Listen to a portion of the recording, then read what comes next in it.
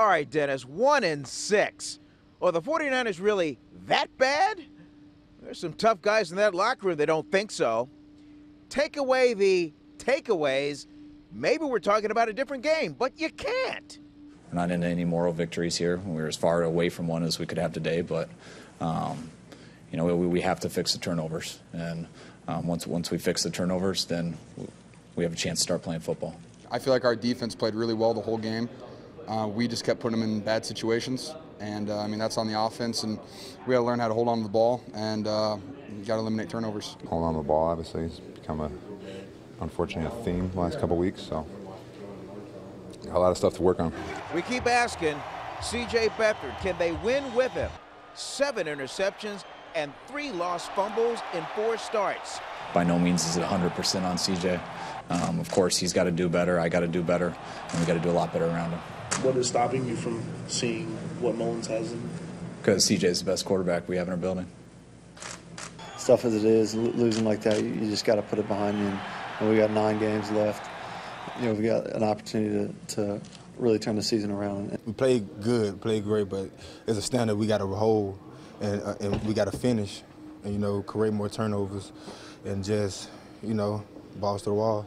The game, a distant third attraction behind the 1994 Super Bowl champs who were honored at halftime. What would the 1994 team do to these Rams today? We would kill them. Yeah. We would kill them. And the unveiling of the statues commemorating 1982's The Catch, Joe Montana to the late, great Dwight Clark. I know Dwight's up there looking over and telling me don't screw this thing up, and he's here. I wish he was here in person. We all miss him a lot. Since it doesn't get really warm, it gets too warm down in Santa Clara. Right now, it's a candlestick moment right now. Right, that's you right. know, only thing we don't have is just the tide just going in and out. What do you think he would say? Yeah, he'd be humbled by it, but I can't say on TV what he would say, because he would make a joke. He'd enjoy it. Throw a few words in there. I always tell Dwight that he didn't have to make it so dramatic. Kick his legs up, throw his hands up, just catch the ball. He taught me something, though, because now it was like, okay, white guys can jump, you know? And he was able to go up and make that catch. If he was here today, I know what he'd be telling me. He'd be whispering in my ear, you know they didn't call it the throw for a reason. Dennis, in 2004 and 1962, the Raiders and the 49ers combined for fewest wins, 7. Are they even going to get that far in 2018? At Levi Stadium for game day, I'm Vern Glenn.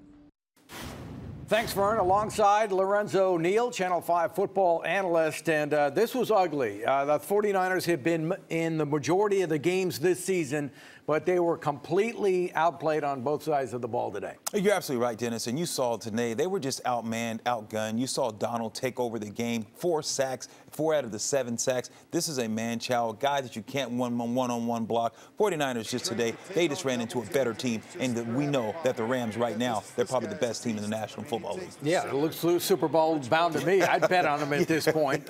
San Francisco is a -15 in the plus-minus turnover category. That's the worst in the NFL. And you can talk about it till the cows come home, as Kyle Shanahan has been, but how do they fix that problem? Well, all week in practice, you got to do the ball drills. You have to have your running backs hold the ball, run through the different gauntlet where it's trying to strip the ball, have them go through those lines, because holding onto the ball security, that's a mental attitude as well. And when you're playing and you're not a great team, you can't lose the turnover battle. And Dennis, they've been losing the turnover battles this week, last week, and if they continue to do that, they're not going to win ball games. If you look at the numbers today, this is one of the most explosive offenses in the NFL. And they were modest by their standards today, but there's been a lot of pressure on the 49er defensive coordinator. How do you think they performed today? And given the fact that Sherman didn't play, that Ward didn't play, What would you give them as a grade today? I thought the defense played okay because the offense didn't help the defense at all today, Dennis. You saw that